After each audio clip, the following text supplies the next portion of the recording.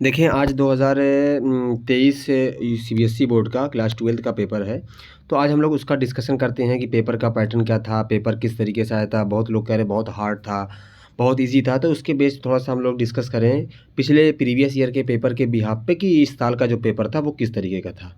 तो चलिए पेपर को देखें, ये हमारे पास पेपर है और उसको हम लोग एक एक करके समझते हैं। चलिए देखते हैं। सबसे पहले इसमें हिंदी इंग्लिश दोनों में है, तो हम लोग सबसे पहले इंग्लिश वाला पोर्शन देखते हैं, वो सही रहेगा। हिंदी वाला पोर्शन जिसको देखना है वो देख ले, क्वेश्चन क्या है स्क्रीनशॉट ले ले। चलिए देखिए, मैं इंग्लिश वाला पोर्शन को ही सॉल्व करता हूँ। देखिए सबसे पहले हमारे पास क्या है, question the conversion of an alkyl halide into alkene by alcoholic KOH is classified as. कह रहा है कि जो एल्कोहल एल्काइल हैलाइड से एल्कीन बनाने का मेथड है वो बेसिकली किस तरीके से है, एल्कोहलिक KOH। देखो एल्काइल हैलाइड का नाम लिखें आप RX प्लस, आप इसकी जब रिएक्शन करवाएंगे तो इसको थोड़ा ओपन करें, CH3 CH2 और यहाँ पे आप X लगा दें।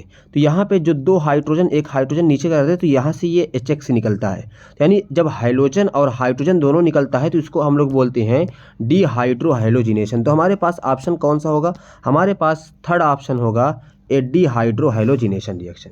क्लियर है। चले अब आगे चलें। इसमें हमारे पास हिंदी इंग्लिश वाले से चले। कह रहा है the oxidation state of FeCO4। अब जानते हैं कार्बोनाइल कैसा होता है कि जो कार्बोनिल ग्रुप होता है वो हमारे पास वो एक कंपाउंड होता है, हम लोग बात करें तो वो उसकी ऑक्सीडेशन स्टेट न्यूट्रल होता है। तो यहाँ पे Fe की 5/0, तो हमारे पास यहाँ पे ऑप्शन नंबर ये वाला होगा। कह रहा है among the following compound is strong base. Strong base किसे कहते हैं, ऐसा कोई भी बेस जो जितनी जल्दी से अपना लोन पेयर डोनेट कर देगा वो उतना अच्छा बेस होगा। तो यहाँ पे देखिए एनालीन है, एनालीन का लोन पेयर चला जाएगा रेजोनेंस में तो वो उतना अच्छा बेस होगा नहीं। यहाँ पे भी देखें, यहाँ पे जो नाइट्रोजन है वो भी अपना जाएगा, जबकि CH3 इलेक्ट्रॉन पंपिंग ग्रुप है, बात तो सही है, लेकिन फिर भी तो नाइट्रोजन तो रेजोनेंस में जाएगा, लोन पेयर नाइट्रोजन का तो रेजोनेंस में चला जाएगा। तो रेजोनेंस में जाने के बाद उसका लोन पेयर बिजी हो जाएगा। यहाँ पे तीसरा वाला ऑप्शन देखें तो यहाँ पे भी हमारे पास जाएगा। चौथे वाले में देखें नाइट्रोजन के बाद CH3 लगा, तो यहाँ पे ये रेजोनेंस में जाएगा नहीं, इसीलिए हमारे पास ऑप्शन नंबर थर्ड होगा। अब कह रहा है अगला question, the slope in the plot of LNR versus time A first order reaction. कह रहा है फर्स्ट आर्डर रिएक्शन में LNR और टाइम के बीच में अगर हम लोग ग्राफ प्लॉट करें तो जो उसका स्लोप होता है वो -K के इक्वल होता है। जो स्लोप आता है वो -K/T आता है। तो T यहाँ पे है नहीं तो हम लोग T को C मान लेते हैं, इसको छोड़ देते हैं, तो हमारे पास जो आता है वो K है ना। अब उसके बाद अगला ऑप्शन देखें हमारे पास, कह रहा है कि an alpha helix is a structural feature of. Alpha helix का ये बेसिकली अमीनो एसिड होता है। तो पेप्टाइड आगे लिखा हुआ, पेप्टाइड का मतलब क्या होता है कि ये प्रोटीन होता है, पेप्टाइड बॉन्ड प्रोटीन में पाया था, तो हमारे पास ऑप्शन नंबर बी होगा। यहाँ पे देखें रेसमाइजेशन अकर, रेसमाइजेशन का मतलब क्या होता है कि जब D फॉर्म और L फॉर्म दोनों बनता है तो उसको हम लोग रेसमाइजेशन बोलते हैं।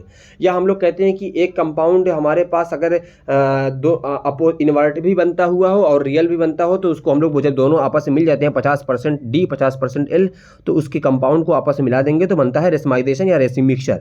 और ये प्रॉपर्टी होती है SN1 में, कार्बोकटायन वाले में। क्लियर है। चले आगे चले, हिंदी वाला देख ले, जिसको हिंदी देखना है स्क्रीनशॉट ले लें इसका।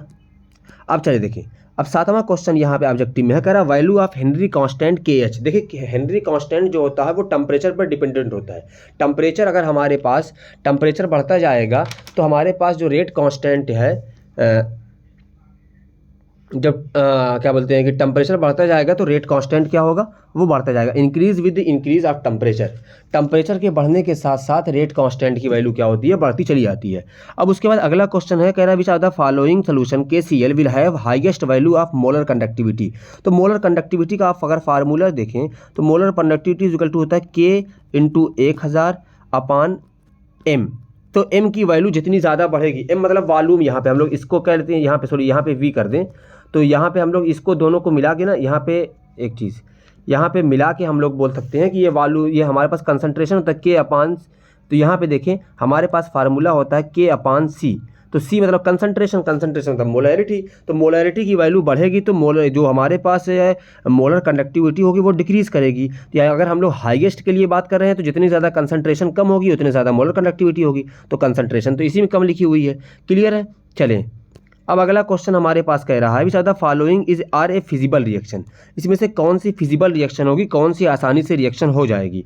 देखिए यहाँ पे हमारे पास है ये टर्शरी है, ये हमारे पास सेकेंडरी है, तो हमारे पास देखें कौन सा फिजिबल रिएक्शन होगा। तो यहाँ पे सबसे पहली चीज़ यहाँ पे फिजिबल मतलब कि जो हमारे पास रिएक्शन को टेम्परेचर मतलब कुछ कंडीशन नहीं लगानी होगी, नॉर्मल टेम्परेचर पर रिएक्शन हो जाएगी, उसको फिजिबल बोलते हैं। तो फिजिबल के लिए ये इलेक्ट्रोकेमिस्ट्री में भी क्वेश्चन आता है, लेकिन यहाँ पे ऑर्गेनिक में दिया हुआ है। देखिए यहाँ पे हमारे पास जो रिएक्शन होगी वो फिजिबल वाली सेकंड होगी, सिर्फ बी वाला होगा, क्योंकि हमारे पास यहाँ पे टर्शरी कार्बोकैटायन ये स्टेबल होता है, यहाँ से Cl निकलेगा तो C पे प्लस आएगा, टर्शरी कार्बोकैटायन है, और यहाँ से आप जानते हैं कि सोडियम ऑक्साइड है, निगेटिव चार्ज है, ये आराम से रिएक्शन हो जाएगी। चलें आगे देखें, कह रहा है which are the following is most reactive in nucleophilic addition reaction. Nucleophilic addition reaction में कौन आसानी से देगा, तो न्यूक्लियोफिलिक में न्यूक्लियोफाइल आके ऐड होगा। न्यूक्लियोफाइल ऐड होने का मतलब क्या है कि उसके ऊपर पॉजिटिव चार्ज इतना ज़्यादा होगा। अगर आप पहले इसका एग्जांपल ले लीजिए, आप खुद समझ जाएंगे। इसका लेते हैं, कीटोन वाले का लेंगे, समझ जाएंगे। ये रिएक्शन सीधे एनसीईआरटी से उठाया हुआ है। एनसीईआरटी में जब न्यूक्लियोफिलिक एडिशन रिएक्शन पढ़ाते हैं तो वहाँ पे समझाया जाता है। जैसे मान लो एग्जांपल तौर पे यहाँ पे लिखा हुआ है C डबल बॉन्ड O, यहाँ पे CH3 और यहाँ पे आप CH3। जब ये यहाँ पे जाएगा तो इस पे निगेटिव आएगा, इस पे पॉजिटिव आएगा, और ये क्या करता है, इलेक्ट्रॉन पंप करता है। इलेक्ट्रॉन पंप करेगा तो इसका मतलब क्या होगा, पॉजिटिव चार्ज डिक्रीज होगा। पॉजिटिव चार्ज डिक्रीज होगा तो न्यूक्लियोफाइल पे निगेटिव चार्ज होता है, तो ये अटैक न्यूक्लियोफाइल वहाँ अटैक करना चाहेगा जहाँ पे पॉजिटिव चार्ज ज़्यादा होगा। जबकि ये पॉजिटिव चार्ज आया तो है, लेकिन ये क्या करेगा, इसके पॉजिटिव चार्ज के मैग्नीट्यूड को कम करेगा। जब पॉजिटिव चार्ज का मैग्नीट्यूड कम हो जाएगा तो अगर इसमें देखें तो यहाँ पे इस पर रिएक्शन उतनी आसानी से नहीं कर पाएगा। वही आप अगर एग्जांपल के तौर पे आप इसको देखें, HCHO को देखें, ये हमारे पास है, ये है। अब ये यहाँ पे जाएगा, इस पे निगेटिव और इस पे पॉजिटिव, ये इलेक्ट्रॉन पंप नहीं कर पाएगा। जितना इस पे पॉजिटिव होगा एक्चुअल वो पॉजिटिव रहेगा, तो इसीलिए ऑप्शन हमारे पास ऑप्शन नंबर ए, ठीक है ना। चले अब अगला क्वेश्चन यहाँ पे हिंदी मीडियम वाले देख लें, इसमें क्या है, इसको स्क्रीनशॉट ले ले, मैं आगे सॉल्व कर देता हूँ। कह रहा है which of the following does not give aldol condensation. देखो एल्डोल कंडेंसेशन के लिए कंडीशन है कि अल्फा हाइड्रोजन होना चाहिए। तो अल्फा हाइड्रोजन देखें, इसके पास भी कह रहा है does not give alpha hydrogen, कौन अल्फा हाइड्रोजन नहीं देगा, तो अल्फा एल्डोल कंडेंसेशन नहीं देगा। देखो इसके पास भी अल्फा हाइड्रोजन है, ये तो साइक्लिक है नहीं, तो इसीलिए इसके पास भी अल्फा हाइड्रोजन है। अब उसके बाद देखें यहाँ भी अल्फा हाइड्रोजन है, यहाँ भी अल्फा हाइड्रोजन, इसके पास अल्फा हाइड्रोजन नहीं, तो ऑप्शन नंबर सी। अब कह रहा for a formation for a reaction 3A goes to 2B the rate of reaction delta dB upon dt is equal to, कर dB अपॉन dt किसके equal होगा। तो आप देखें सबसे पहले 3A goes to है ना, तो आप 1/3 डेल्टा ए, यहाँ पे माइनस का साइन लगा लें, और यहाँ पे हमारे पास आएगा, यहाँ पे सॉरी हाँ, और यहाँ पे हमारे पास आएगा dt। यहाँ पे इक्वल के बाद क्या होगा, प्लस का साइन होगा, 1/2 डेल्टा बी अपॉन dt हो गया। अब देखो हमको ये निकालना है dB, तो इसको इधर लेके जाओ तो जाएगा -2/3। तो -2/3 किस में आया है, -2/3 देखिए किस में आया है, ये हमारे पास -2/3 delta A upon delta T. ये बहुत आसान क्वेश्चन था, ऑब्जेक्टिव में कोई बहुत टफ नहीं है। देखें which are the following character of transition metal is associated with their catalytic property. देखो कैटालिटिक प्रॉपर्टी के लिए दो प्रॉपर्टी बहुत ज़रूरी होती है, दो रीज़न होता है, क्योंकि एक तो वेरिएबल ऑक्सीडेशन स्टेट होता है, दूसरा होता है कि incomplete D orbital. Incomplete D orbital, तो हमारे पास इनकम्प्लीट डी ऑर्बिटल तो है नहीं, हमारे पास वेरिएबल ऑक्सीडेशन स्टेट है, तो हमारे पास ऑप्शन नंबर डी। कह रहा था फार्मूला ऑफ कॉम्प्लेक्स डाइक्लोराइड बिस एथेन 1,2-डाईएमीन प्लेटिनम 4 नाइट्रेट। कह रहा है द फार्मूला ऑफ इस, एक जो हमारे पास आयुपैक दिया हुआ है इसका कौन सा है, मैं ये आप पे छोड़ता हूँ। क्या कह रहा है, द कॉम्प्लेक्स ऑफ डाइक्लोरो बिस, डाइक्लोरो 2 क्लोरीन होना चाहिए, बिस एथेन 1,2-डाईएमीन, तो एथेन 1,2-डाईएमीन किस में होगा, ये आप पे छोड़ देता हूँ कि एथेन 1,2-डाईएमीन प्लेटिनम होगा। देखो नाइट्रो है नहीं, तो इसीलिए आप यहाँ पे नाइट्रो को बाहर निकाल दीजिए, है ना। एक ही ऑप्शन इसमें है जो नाइट्रो जिसमें लिगेंड के तौर पे इस्तेमाल नहीं हुआ है, एक तो हमारे पास यहाँ पे है, एक हमारे पास बस एक ही ऑप्शन है जिसमें नाइट्रो नहीं है, तो ये हमारे पास ऑप्शन हो जाएगा ये दूसरा वाला। चलो मैं कर दिया इसको ही। अब असर्शन रीजन के लिए हमारे, अब देखो असर्शन रीजन में हमारे पास अगर असर्शन भी सही हो, रीजन भी सही हो, और असर्शन रीजन का करेक्ट एक्सप्लेनेशन भी करता हो, तो ऑप्शन ए रहता है। अगर असर्शन सही हो, रीजन भी सही हो, लेकिन जो रीजन होता है वो असर्शन का करेक्ट एक्सप्लेनेशन नहीं करता, तो बी होता है। ए अगर असर्शन ट्रू है, बी रीज़न फॉल्स है, तो हमारे पास सी आता है, बाकी असर्शन फॉल्स है तो इसका ये है। हिंदी मीडियम वाले देख लीजिए। चले अब आ जाएं, देखें अब असर्शन क्या है, osmotic pressure is a colligative property, osmotic pressure एक कोलिगेटिव प्रॉपर्टी है, असर्शन सही है। दूसरा कह रहा है कि osmotic pressure is proportional to molarity, molality, ये भी सही है कि ऑस्मोटिक प्रेशर जो होता है वो मोलैलिटी की क्या मोलैरिटी है, नहीं कह रहा कि ऑस्मोटिक प्रेशर जो होता है वो मोलैलिटी के डायरेक्टली प्रोपोर्शनल होता है या प्रोपोर्शनल होता है, तो ऐसा कुछ है ही नहीं। ऑस्मोटिक प्रेशर जो होता है, ऑस्मोटिक प्रेशर में अगर आप देखें तो पाई वी इक्वल टू होता है, पाई वी इक्वल टू एनआरटी होता है एनआरटी। अगर आप यहाँ भी जाएँ तो पाई डायरेक्टली प्रोपोर्शनल टू हमारे पास एम होता है, तो यानी मोलैलिटी होता है।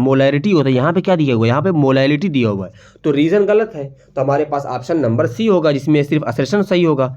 आगे चलें, कह रहा है conductivity decrease with decrease in concentration of electrolyte, कह रहा है कि इलेक्ट्रोलाइट की अगर आप कंडक्टिविटी डिक्रीज करेंगे, कंसंट्रेशन को कम करेंगे, कंसंट्रेशन घटाएंगे, यानी तो कंडक्टिविटी क्या होगी, डिक्रीज होगी। ये सही बात है कि डायल्यूशन करने पर, अगर उसके अपोजिट में बात करूं तो डायल्यूशन करने पर कंडक्टिविटी बढ़ती है, तो यानी कि असर्शन सही है। रीजन क्या कह रहा है, number of ion per unit volume carry the current in the solution decrease on the dilution.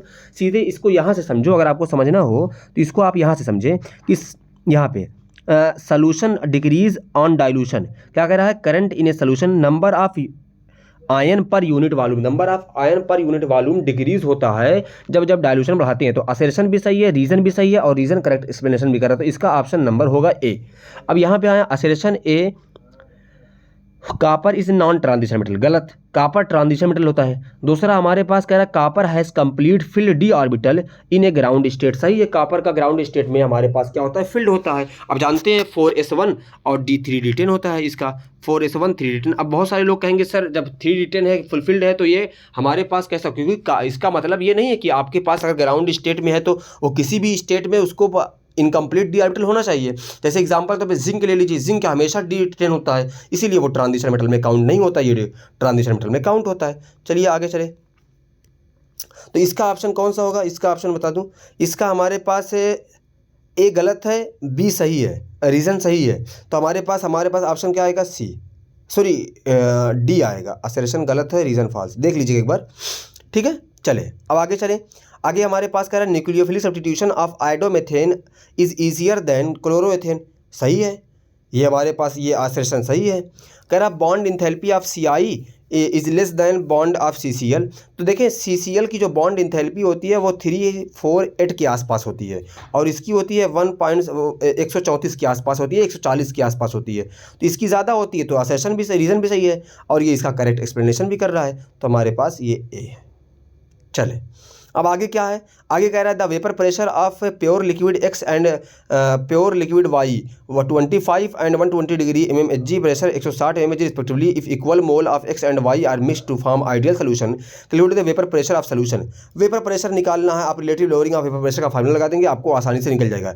इसमें हमारे पास देखो एक दिया हुआ P0 दिया हुआ है, X हमारे पास क्या था, pressure, vapour pressure of P0, हमको P0 मालूम है, ठीक है, तो हम आप वहाँ से निकाल लीजिएगा सोल्यूशन का।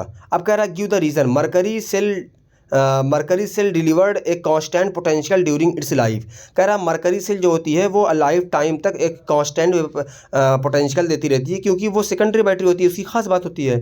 कह रहा है अब यहाँ पे हमारे पास अगला क्वेश्चन देखें, कह रहा है कि डिफाइन द फ्यूल सेल को डिफाइन कीजिए, उसके एडवांटेज क्या है, प्राइमरी बैटरी क्या होती है, सेकेंडरी बैटरी क्या होती है, प्राइमरी बैटरी जो रिचार्जेबल होती है, सेकेंडरी रिचार्जेबल नहीं होती है, सब छोटी छोटी बातें हैं। अब यहाँ पर देख लीजिए आप क्वेश्चन को, हो गया। चले कह रहा है एक conversion of A to B followed by second order kinetics, concentration of A increase 3 time, how will you affected the rate of reaction of B। कह रहा है कि अगर हमारे पास A से B जा रहा है, सेकंड ऑर्डर की रिएक्शन है, तो हमारे पास कह रहा है कि A की कंसंट्रेशन को 3 टाइम इंक्रीज़ करते हैं, 3 टाइम इंक्रीज़ करते हैं, तो हमारे पास रेट ऑफ रिएक्शन क्या होगा, बताइए भाई, रेट ऑफ रिएक्शन क्या होगा जब 3 टाइम इंक्रीज़ करेंगे, 3 टाइम इंक्रीज़ करेंगे तो हमारे पास क्या आएगा, 3 की पावर 2 कर दो, 9 टाइम आएगा सीधे। चले आगे चले, कह define the pseudo order reaction, बहुत आसान क्वेश्चन था। स्यूडो ऑर्डर रिएक्शन क्या होता है भाई, जो दिखती तो हमको सेकंड ऑर्डर सेकंड ऑर्डर की लेकिन होती है फर्स्ट ऑर्डर की। इसका एग्जांपल देना हो तो ईस्टर की आप हाइड्रोलिसिस करवा दीजिए, आपको मिल जाएगा, वही एग्जांपल है। अब कह रहे right the IUPAC name of following, IUPAC name क्या होगा, तो इसका आयुपैक नेम क्या होगा, देखो ये ONO है, तो यानी कि हमारे पास इसका आयुपैक नेम लिख दीजिए आप। यहाँ पे जानते हैं पेंटा एमीन, और ये हमारे पास O नाइट्राइटो, और उसके बाद हमारे पास कोबाल्ट आयन ऑक्सीडेशन नंबर आप लिख दीजिए। यहाँ पे कह रहा है कि पोटेशियम टेट्राक्लोरो निकलेट सेकंड हो जाएगा। कह रहा what is the chelate ligand, ऐसा किलेट कॉम्प्लेक्स क्या होता है? किलेट कॉम्प्लेक्स क्या होता है? कह रहा है कि ऐसा कोई भी कॉम्प्लेक्स जो बाइडेंटेट लिगेंड जब किसी भी मेटल के साथ रिंग का फॉर्मेशन कर लेता है उसको हम लोग किलेट बोलते हैं। जैसे एग्जांपल के तौर पे अगर आप मेटल ले लीजिए, ये हमारे पास मान लीजिए कि एक लिगेंड है एल, मान लेते हैं एल है। अब ये इस तरीके से एक साइकिल का फॉर्मेशन कर रहा है, इसको हम लोग क्या बोलेंगे? किलेट बोलेंगे। साइकिल का फॉर्मेशन होना चाहिए। इसका एग्जाम्पल, किलेट लिगेंड का एग्जाम्पल जानते हैं कौन सबसे अच्छा एग्जाम्पल होता है? EDTA है ना, EDTA। चले आगे चले। कह रहा what is the heteroleptic complex. Heteroleptic complex मतलब होता है जब दो डिफरेंट टाइप के लिगेंड पार्टिसिपेट करते हैं। जैसे एग्जाम्पल नंबर हमारा 1, ये हमारे पास हेट्रोलेप्टिक कॉम्प्लेक्स होता है। चले आगे चले। रीमर टीमन रिएक्शन क्या है? बहुत आसान है। रीमर टीमन क्या होता है? फिनाल से सैलिसल्डिहाइड बनाने के लिए जो रिएक्शन इस्तेमाल करते हैं, अगर आप देखें फिनाल से सैलिसल्डिहाइड, देखिए ये हमारे पास है phenol OH plus CHCl3 plus KOH आयरो बनाए, यहाँ पे आप बना दे सैलिसल्डिहाइड, यहाँ पे OH, यहाँ पे CHO, ये बन गया सैलिसल्डिहाइड। अब कह रहा है acylation of salicylic acid, salicylic acid का एसाइलेशन करवाएं, यानी फिडल-क्राफ्ट एसाइलेशन करवाना है। चलिए भाई, फिडल-क्राफ्ट एसाइलेशन तो आप किसका करवाना है? सैलिसिलिक एसिड का, ठीक है।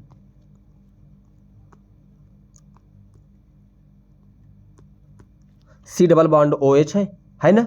आप इस पे अगर आप यहाँ पे एसाइलेशन करवाएंगे तो RCOCl आयरो के ऊपर AlCl3 हो गया। अब यहाँ पे देखिए क्या करना है आपको, मेटा पोजीशन पे C डबल बॉन्ड के मेटा पोजीशन पे आप ऐड कर दीजिए, क्योंकि मेन फंक्शनल ग्रुप हमारे पास ये है, ये आर्थो, यहाँ पे आप ऐड कर दीजिए। यहाँ पे क्या करेंगे आप? ऐड कर देंगे। यहाँ पे क्या ऐड कर देंगे? COOR, ये आप यहाँ पे, चलिए यहाँ पे भी ऐड कर सकते हैं, ठीक है। चलिए आगे चलें। अब क्या कह रहा है? कह रहा है कि due to following conversion do not more than 2 step, 2 step से ऊपर नहीं कर सकते। CH3CN to acetone. चलिए बहुत आसान रिएक्शन आई थी। देखें ये हमारे पास है CH3CN, आप इसकी रिएक्शन करवा दीजिए CH3MgBr से, तो क्या बनेगा देखें, तो बन जाएगा CH3, यहाँ पे C, यहाँ पे CH3 डबल बॉन्ड NMgBr। आप इसकी हाइड्रोलिसिस कर दीजिए, पहले इतना नोट कर लीजिए। इसकी हाइड्रोलिसिस कर देंगे तो हाइड्रोलिसिस करने के बाद आपको मिल जाएगा CH3C double bond O CH3, ये आपको मिल जाएगा यहाँ पे। क्लियर है? चले आगे चलें। क्या कह रहा है? कह रहा है कि अगला क्वेश्चन है कि बेंजोइक एसिड टू बेंजीन, बहुत फेमस रिएक्शन है। Benzoic acid to benzene, soda lime, एक ही स्टेप में करवा सकते हैं। चलो 2 स्टेप के दे दिया है मुझको तो 2 स्टेप करवा देता हूँ, वरना आप एक ही स्टेप में करवा सकते हैं। NaOH से रिएक्शन करवाएंगे तो बन जाएगा साल्ट। क्या बन जाएगा? Salt, CONa। अब इसकी आप रिएक्शन यहाँ पे NaOH प्लस CaO, तो ये आपको मिल जाएगा बेंजीन। अगर आप डायरेक्ट ये लिख देते ना तब भी बन जाता, कोई दिक्कत नहीं थी। आगे देखें, right the 2 difference between DNA and RNA। DNA में क्या होता है? DNA में डीऑक्सीराइबोस होता है, RNA में राइबोस होता है। DNA में RNA में यूरेसिल होता है नाइट्रोजन बेस में, DNA में साइटोसिन होता है, एडेनिन ग्वानिन साइटोसिन थाइमिन, और यहाँ पे DNA में एडेनोसिन ग्वानिन और साइटोसिन और यूरेसिल होता है। चले आगे चले। आगे हमारे पास क्या है? क्वेश्चन देख ले हिंदी मीडियम वाले।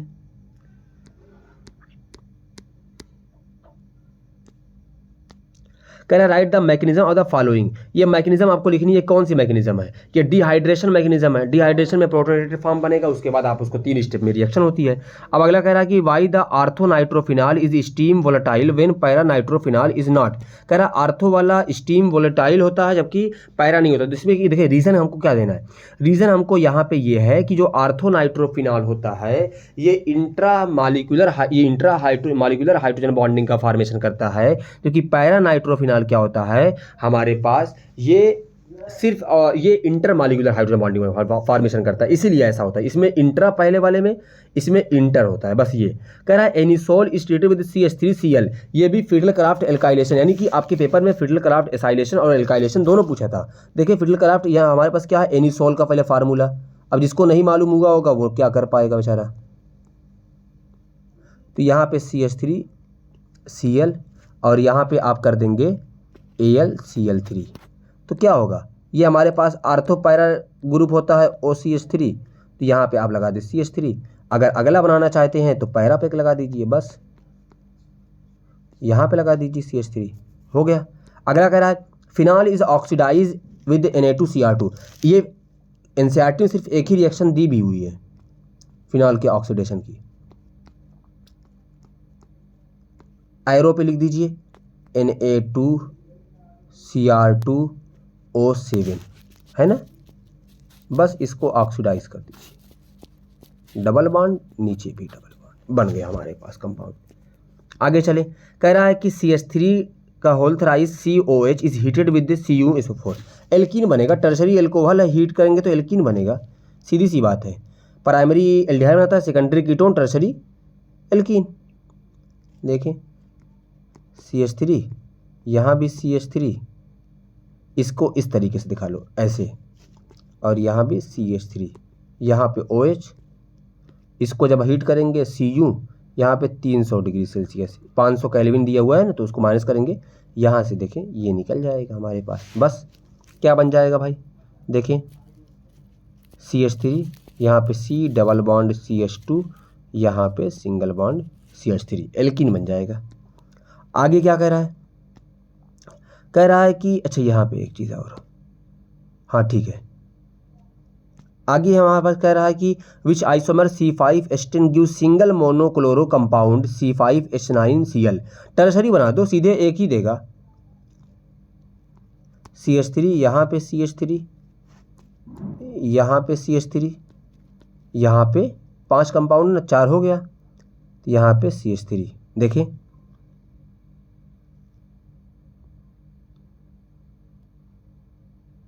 C5H10 कह रहा है कि मोनोक्लोरो कंपाउंड, ठीक है। यहाँ पे हम लोग थोड़ा सा, यहाँ पे देखा टर्शरी ये बनेगा, ये वाला, ये CH3C, यहाँ पे CH3 और यहाँ पे CH2 CH3, देखिए 3 2 5 5 3 8, यहाँ पे ज़्यादा हो गया यार। देखिए हमारे पास क्वेश्चन कहाँ गया, कह रहा है कि in which isomerism C5H10 give single monochloro compound C5H9OL। देखो इसको हम लोग इस तरीके से कर दें, 5 हो गया, तो हर कार्बन पे 2 हाइड्रोजन है, बस। तो यहाँ पे एक ही साथ में एक ही कंपाउंड को रिप्लेस कर पाएगा, मोनोक्लोरो देगा, हो गया। ये आइसोमेरिज्म है। कह रहा arrange the following compound in increasing order of their reactivity of SN2। SN2 का देखिए क्या होता है, सबसे पहले CH3 होता है, फिर उसके बाद प्राइमरी, उसके बाद सेकेंडरी, उसके बाद टर्शरी, ये हमारे पास ऑर्डर होता है। तो इस तरीके से अगर हम देखें तो हमारे पास कौन सा ऑप्शन होगा, पहले ये वाला होगा, एक मिनट, पहले हमारे पास ये 1 नंबर पे आएगा, और उसके बाद ये 2 नंबर पे आएगा, उसके बाद ये वाला आएगा 3 नंबर पे। तो ये इंक्रीजिंग ऑर्डर में पूछा है, तो हमारे पास इस तरीके से लगा दे, हो गया। चले अब कह रहा है कि why para dichlorobenzene has higher melting point than ortho OR meta isomerism. चले देखें पैरा को पहले देख लें कि ऐसा क्यों होता है। देखें पैरा में यहाँ पे हमारे लोग Cl लगा दें और यहाँ पे Cl, अगर देखें तो ये सिमेट्रिकल, इसको कट करेंगे तो सिमेट्रिकल है, सिमेट्रिकल ज़्यादा स्टेबल होता है, इसीलिए ऐसा होता है। जबकि अगर आप आर्थो पे देखें तो आर्थो पे देखें, एक यहाँ पे Cl है और सॉरी एक यहाँ पे Cl है और एक यहाँ पे Cl है, तो ये तो अब सिमेट्रिकल है नहीं, इसीलिए। आगे देखें कह रहा है कि ये जो कंपाउंड है, जो रिएक्शन है, देखें ये Mg से रिएक्शन करेगा ना, इसको देखें इस तरीके से, ये पहला मैं A बना रहा हूँ, तो यहाँ पे ये ग्रिग्नार्ड का फॉर्मेशन कर जाएगा MgBr। इसकी आप हाइड्रोलिसिस करेंगे जब H2O से, ये हमारे पास A हो गया, तो ये बन जाएगा सिर्फ ये साइक्लोब्यूटेन, ये हमारे पास B हो गया। चलें आगे चले, कह रहा है a first order reaction 50% complete in 30 minute and 300 kelvin. ये कंपाउंड, ये पिछली बार ICSE में, इस साल ICSE 2023 में ICSE में भी पूछा था, 2023 में। तो इसमें बस क्या करना है, आपको यही फार्मूला रखना है, log K2/K1 और यहाँ पे इक्वल टू 2.303/RT और वहाँ पे 1/T रख देंगे, फार्मूला लग जाएगा, है ना। एक्टिवेशन एनर्जी का। अब कह रहा है यहाँ पे हमारे पास हिंदी मीडियम वाले देख लें इस क्वेश्चन को अच्छे से। चलिए कह रहा है when 19.5 gram of FCH2COOH freezing point observe the calculate. हमको डिग्री ऑफ डिसोसिएशन निकालना, तो डिग्री ऑफ डिसोसिएशन का नॉर्मल बस जनरल फार्मूले आप डिग्री ऑफ डिसोसिएशन कर देंगे तो वहाँ से आपको निकल जाएगा। अगला कह रहा है draw the geometrical isomerism of COEN का Cl2 which geometrical isomerism COEN का whole twice not optically active and why. देखो जो ऑप्टिकली एक्टिव होता है उसका सुपर इम्पोजिबल मिरर इमेज नहीं बनता है। अगर सुपर इम्पोज हो जा रहा है, सुपर इम्पोजिबल मिरर इमेज बनता है तो उसको हम लोग बोलते हैं कि ऑप्टिकली एक्टिव है। अगर नहीं बनता है तो अगर नहीं बनता है तो ऑप्टिकली एक्टिव है, अगर बनता है तो ऑप्टिकली इनएक्टिव है। तो आप कंपाउंड का बस स्ट्रक्चर बना के आप डिफाइन कर लीजिए। आगे कह रहा है कि which are the hybridisation in magnetic property of COF6। कह रहा है हाइब्रिडेशन निकालना है तो कोबाल्ट का अगर हाइब्रिडेशन करें तो यहाँ पे ऑक्सीडेशन स्टेट कोबाल्ट की है 3 CO3, तो ये पैरा मैग्नेटिक होगा, सीधे से पैरा मैग्नेटिक होगा, इसका हाइब्रिडेशन आएगा sp3D2। ठीक है, वीक फील्ड लिगेंड है ना फ्लोरीन, इसलिए। अब कह रहा है कि यहाँ पे आप इसको पढ़िए और पढ़ने के बाद ये जो क्वेश्चन है इसका आप आंसर दीजिए।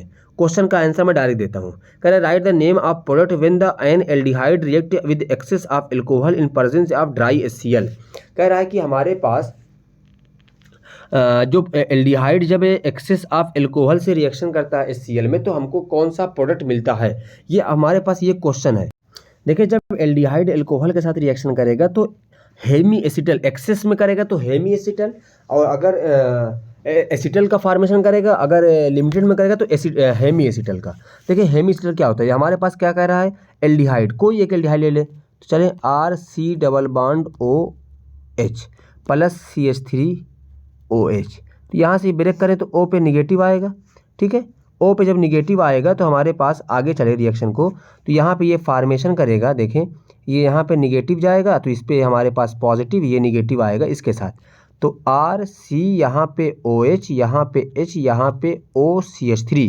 अगले स्टेप में फिर करेंगे तो फिर यही हमारे पास है एसिटल का फॉर्म, ये हेमी एसिटल। अगले स्टेप में एक और OCH3 आ जाएगा तो इसको बोलेंगे, यहाँ से H निकल जाएगा तो बस वही फॉर्मेशन हो जाएगा।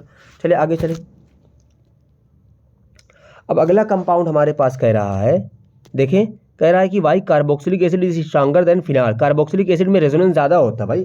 कार्बोक्सिलिक एसिड में अगर आप देखें तो यहाँ पे हमारे पास होता क्या है, ये होता है O निगेटिव, तो ये यहाँ पे आएगा, ये यहाँ पे आएगा, है ना, इसी वजह से ये ज़्यादा होता है।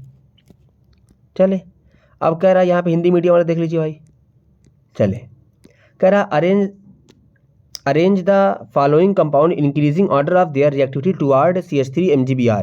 देखिए CH3 MgBr जब रिएक्शन करता है तो CH3 निगेटिव आता है ना, अटैक करता है। CH3 निगेटिव यानी न्यूक्लियोफाइल अटैक करता है। न्यूक्लियोफाइल किस पे अटैक करना प्रेफर करेगा, एल्डिहाइड पे। अगर फॉर्मल्डिहाइड हो तो उसे पहले करना चाहेगा, तो इसीलिए हमारे पास ये पहला आएगा, यानी कि इसको अगर हम लोग करें तो ये 1 नंबर आएगा, उसके बाद इसको 2 नंबर और इसको 3rd नंबर। इंक्रीजिंग ऑर्डर में किया है तो इंक्रीजिंग ऑर्डर में तो ये क्या पूछा है, इंक्रीजिंग ऑर्डर में तो ये हमारे पास सबसे, इसको आप रख दीजिए, यानी सेकंड वालों को आप, इसके बाद 3rd और उसके बाद 1st, ये इंक्रीजिंग ऑर्डर में हो गया।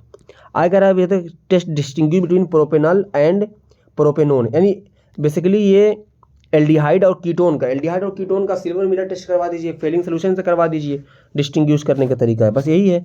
अब यहाँ पे कह रहा है कि हमारे पास write the main product of following, main product करना है ना। देखिए बस कुछ नहीं करना आपको, सीधी सी बात, जैसे यहाँ पे ये सिल्वर मिरर का टेस्ट देगा तो यहाँ पे एल्डिहाइड देता है, कीटोन तो देता नहीं है, तो आप यहाँ पे इसको इस तरीके से यहाँ पे रखें और यहाँ पे COOH लिख दीजिए, +2 मॉलिक्यूल ऑफ Ag कर दीजिए, खत्म हो गई रिएक्शन। यहाँ पे क्या कह रहा है, यहाँ पे ये रिएक्शन, ये तो बहुत आसान रिएक्शन, यहाँ पे जैसे आपने H2 देखा, यहाँ पे NH2, यहाँ पे O निकाल दो बस, तो क्या बन जाएगा, देखो यहाँ पे ये हो गया, यहाँ पे CH double bond NCO NH2, सीधी सीधी रिएक्शन हो गई। चले अब यहाँ पे आप इसको पूरा पढ़ लीजिए, क्या कह रहा है, कह रहा है the penta acetate of glucose does not react with hydroxylamine, what does it indicate. कह रहा है कि इसके क्या इंडिकेट करता है, ये इंडिकेट करता है कि इसके पास 5 एल्कोहलिक ग्रुप होते हैं। जो हाइड्रोक्सिल एमीन होता है ये एल्डिहाइडिक ग्रुप के साथ रिएक्शन करता है, यानी कार्बोनिल ग्रुप के साथ। तो ये हमारे पास 5 एल्कोहलिक ग्रुप हैं। Why can not vitamin C be store in our body, vitamin C को हमारी बॉडी में क्यों नहीं स्टोर कर सकते? तो इसलिए स्टोर नहीं कर सकते क्योंकि जो विटामिन सी होता है ये वाटर सॉल्युबल विटामिन होता है, इसीलिए स्टोर नहीं करते। आई कह रहा define the peptide bond, peptide linkage. जब 2 अमीनो एसिड आपस में बॉन्ड बनाती है तो उस बॉन्ड को बोलते हैं पेप्टाइड बॉन्ड, है ना। उसको कह रहा है डीनेचुरेशन, डीनेचुरेशन ऑफ प्रोटीन। तो डीनेचुरेशन का मतलब क्या होता है कि प्रोटीन का डीनेचर हो जाना। ये आईसीएससी बोर्ड में भी पूछा था 2023 में, है ना। आगे कह रहा है कि define the following related to carbohydrate. Carbohydrate का एनोमर के बारे में डिफाइन कीजिए। ग्लाइकोसिडिक लिंकेज क्या होता है? जब 2 कार्बोहाइड्रेट आपस में बॉन्ड बनाते हैं तो उसको हम लोग क्या बोलते हैं? ग्लाइकोसिडिक लिंकेज बोलते हैं। प्रोटीन में होगा पेप्टाइड बॉन्ड, इसमें ग्लाइकोसिडिक लिंकेज। हिंदी मीडियम वाले देख ले भाई। चले, कह रहा है account the following. E nought value of Mn+3 Mn+2 couples is very much positive than इसके। तो कह रहा है कि ये इसके रिस्पेक्ट में Cr+3 के पॉजिटिव में यहाँ पे क्यों ज़्यादा होता है प्लस वैल्यू? क्योंकि ये वेरिएबल ऑक्सीडेशन स्टेट। दूसरी चीज़ यहाँ पे D5 D6 कंडीशन भी लगती है, इसीलिए होता है। Actinide show wide range of oxidation state. जो एक्टिनाइड होता है ये wide range of oxidation state होता है, क्योंकि ये हमारे पास एक्टिनाइड जो होता है, ये एक्टिनाइड जो होता है क्या बोलते हैं कि एक्टिनाइड कॉन्ट्रैक्शन की वजह से होता है। Write the chemical equation of preparation of KMnO4। ये भी पूछा हुआ था, देखो वहाँ पे KMnO4 की प्रिपरेशन पूछा हुआ डी ब्लॉक एलिमेंट से। Transition metal form alloy. Transition metal alloy का फॉर्मेशन क्यों करते हैं? वेरिएबल ऑक्सीडेशन स्टेट और दूसरा incomplete D orbital. CE4 is a strong oxidising agent. CE4 strong oxidising agent क्या होता है, क्यों होता है? इसके बारे में बहुत आसान सा, कोई बहुत ज़्यादा टफ नहीं था, ठीक है ना। अब इसको कह रहा है कि similarity of difference between the chemistry of lanthanide and actinide. उस तुमको एक सिमिलैरिटी निकली है और एक डिफरेंस लिखना है लैंथेनाइड और एक्टिनाइड के बीच में, तो आप उसको लिख दीजिए। अब यहाँ पे ये रिएक्शन है, ये आयनिक इक्वेशन है, या बेसिक कंडीशन में Cr2O7 की बेसिक कंडीशन में आप रिएक्शन करवा दीजिए, वही रिएक्शन आपके पास है ना। कह रहा है कि अब यहाँ पे aniline on nitration good amount of nitro aniline through the NH2 group is ortho para directing in electrophilic substitution. क्या कह रहा है? Aniline on nitration give good amount of meta nitro aniline. Meta nitro aniline का फॉर्मेशन करता है NH2 through NH2 group is ortho para directing in electrophilic substitution. देखो ऐसा इसलिए होता है क्योंकि अगर आप नाइट्रो ग्रुप का ऐड करवाएंगे तो आपको पहले NH2 को बिजी करना पड़ता है, इसीलिए ये मेटा पोजीशन पे खूब धुआंधार प्रोडक्ट देता है। अब यहाँ पे कह रहा है CH3C का whole twice NH is more basic than CH3CN in aqueous solution. देखो ऐसा इसलिए होता है क्योंकि ये यहाँ पे बहुत ज़्यादा ना हिंड्रेंस का होने लगता है, इसीलिए ये सबसे ज़्यादा बनाता है। जबकि अगर आप वेपर फेज में करेंगे तो वेपर फेज में ये वाला ज़्यादा होता है, ठीक है ना। तो वेपर फेज में कौन ज़्यादा होता है? वेपर फेज में हमारे पास दूसरा वाला ज़्यादा होता है, ये वाला ज़्यादा होता है। लेकिन एक्वस फेज में हाइड्रेंस की वजह से हाइड्रेशन फिनोमेना लग जाता है, उसी वजह से होता है। कह रहा है ammonolysis of alkyl halide is not good method for preparation of pure amine. कह रहा है प्योर एमीन बनाने का अच्छा मेथड नहीं होता। ऐसा इसलिए क्योंकि यहाँ पे इस मेथड में primary amine, secondary amine, tertiary amine और क्वाड्रेटरी साल्ट सब बन जाता है, जबकि हमको बनाना कोई एक ही बनाना होता है, इसीलिए ये गुड मेथड नहीं होता है। कह रहा कार्बिल एमीन टेस्ट, ये ICSC बोर्ड में भी कल पूछा हुआ था। कार्बिल एमीन टेस्ट क्या होता है उसके बारे में। गैब्रियल थैलामाइड दोनों कार्बिल एमीन से प्राइमरी एमीन बनाते हैं, कार्बिल एमीन से प्राइमरी एमीन का टेस्ट करते हैं। प्राइमरी एमीन को आइसोसाइनाइड में कन्वर्ट करने CH_Cl3 और KOH या NaOH की प्रेजेंस में आइसोसाइनाइड में कन्वर्ट करने की फिनोमेना को हम लोग कार्बिल एमीन रिएक्शन बोलते हैं। और गैब्रियल थैलामाइड से हम लोग, यानी थैलामाइड से हम लोग प्राइमरी एमीन बनाने की मेथड को हम लोग बोलते हैं, गैब्रियल थैलामाइड से हम लोग बनाते हैं प्राइमरी एमीन, इसको बोलते हैं गैब्रियल थैलामाइड। अब यहाँ पे देखिए हमारे पास जो रिएक्शन है, इसको हिंदी मीडियम वाले देख रहे पहले। देखिए कह रहा है कि राइट द स्ट्रक्चर ऑफ फलान दिस कंपाउंड, राइट, ठीक है ना, राइट दिस स्ट्रक्चर। चले सबसे पहले बात करें, देखिए पहला N2Cl से CuCN के बीच में रिएक्शन होगी। चलो मैं यहाँ पे करता हूँ, N2Cl यहाँ पे आप लिख दीजिए CuCN, तो बन जाएगा साइनाइड, यहाँ पे साइनाइड लग जाएगा, बन गया। हाइड्रोलिसिस कर देंगे तो आपको मिलेगा कार्बोक्सिलिक एसिड। क्या मिलेगा? Carboxylic acid. ये हमारे पास A हो गया, ये हमारे पास B हो गया। मैं इसको एरेज कर नहीं, चलो मैं C कर देता हूँ। आगे रिएक्शन करवाओगे इसकी रिएक्शन NH3 से, तो ये बनेगा एमाइड CONH2, यहाँ पे CONH2, ये हमारे पास हो गया C। चले, हो गया। अगला कह रहा कि NO2 FeCl, NO2 की प्रेजेंस में रिडक्शन करवा, NO2 का रिडक्शन हो जाएगा। तो आप जानते हैं NO2 का रिडक्शन से क्या होता है? नहीं जानते? चलिए भाई यहाँ पे लिख दीजिए FeSCl। अगर नहीं जानते तो बताना ही पड़ेगा, बताओ। चलो यहाँ पे लग जाएगा बेटा NH2 एनालीन। इसका आप जैसे ही इसको आप देख लीजिए वैसे ही समझ जाइए कि डाइअमोनियम क्लोराइड की बनने की तैयारी हो चुकी है ना। N2Cl ये हमारे पास B हो गया। अब उसकी प्रेजेंस में आगे क्या लिखा हुआ है? C2H5OH। यहाँ पे क्या लिखा हुआ है? हाँ ठीक है, C2H डाइअमोनियम क्लोराइड की आप एल्कोहल से रिएक्शन करवा दीजिए, हमको एल्कोहल मिल जाए, सॉरी फिनाल मिल जाएगा। सीधी सी बात है। आगे C वाला फिनाल लिख दीजिएगा। चलिए आगे कह रहा है कि एनिलीन फिडल-क्राफ्ट अभिक्रिया क्यों नहीं देता। कह रहा है कि एनालीन जो होता है वो फिडल-क्राफ्ट रिएक्शन क्यों नहीं देता है। देखो एनालीन के पास होता क्या है कि एनालीन देखो एक ऐसा कंपाउंड है, अगर आप यहाँ पे देखें तो ये हमारे पास NH2 ग्रुप है। NH2 ग्रुप के पास लोन पेयर है। जब ये फिडल-क्राफ्ट रिएक्शन देगा तो हमारे पास AlCl3 है ना, यहाँ पे इसके पास इलेक्ट्रॉन की कमी होती है तो ये जाके इससे बॉन्ड बना लेगा, इसीलिए ऐसी रिएक्शन नहीं देता है फिडल-क्राफ्ट रिएक्शन है। अगला क्वेश्चन क्या कह रहा है कि निम्नलिखित में से कौन उनके क्वथनांक के बढ़ते हुए क्रम, हिंदी मीडियम बड़ी दिक्कत हो रही है।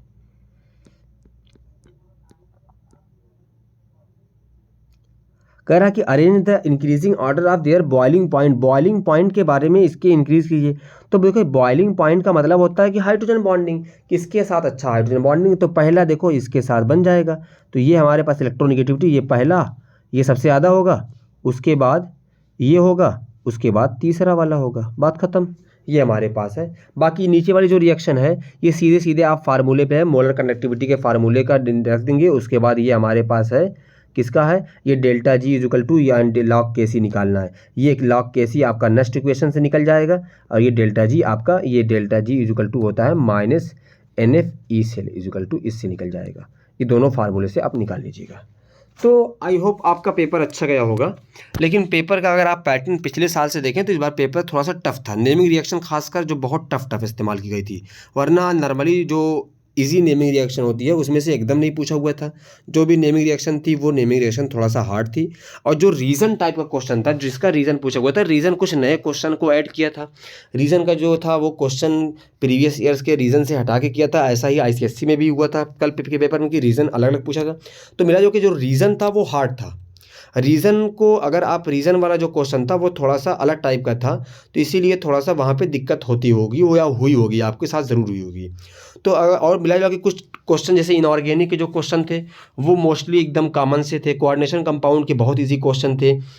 केमिकल काइनेटिक्स से भी बहुत ज़्यादा टफ नहीं था, बस वही एक प्लॉट वाला था, प्लॉट वाला आपको पढ़ना ही पड़ता है, वही प्लॉट आपका वही वाला प्लॉट आप पढ़ते ही हैं। बस वहाँ पे लॉग का इस्तेमाल नहीं करके एलन का कर दिया था और आसान कर दिया था। ठीक है, तो क्वेश्चन का मिला जुला के कहें तो क्वेश्चन पिछले साल के मुकाबले इस साल थोड़ा सा टफ है। ये मैं आपको कह सकता हूँ कि ऑर्गेनिक से जो कुछ रिएक्शन आसान थी लेकिन कुछ रिएक्शन बहुत टफ थी, और नेमिंग रिएक्शन तो मतलब जो कहते हैं कि नॉर्मल नेमिंग रिएक्शन नहीं दिया था जो नॉर्मल लोग प्रीफर करते हैं। अब कार्बिल तो ठीक है, गैब्रियल थैलामाइड उसमें से एक इंपॉर्टेंट रिएक्शन है, लेकिन अब जैसे वुड्स है, फिडल-क्राफ्ट है, सैंडमेयर है, ये सब वगैरह बहुत ज़्यादा इस्तेमाल नहीं हुआ था। तो मैं दुआ करता हूँ कि आपके लिए अच्छा गया होगा पेपर। मिलते हैं फिर एक नई वीडियो के साथ, तब आप लोग पढ़ते रहें। Thank you for watching. Best of luck for your next exam.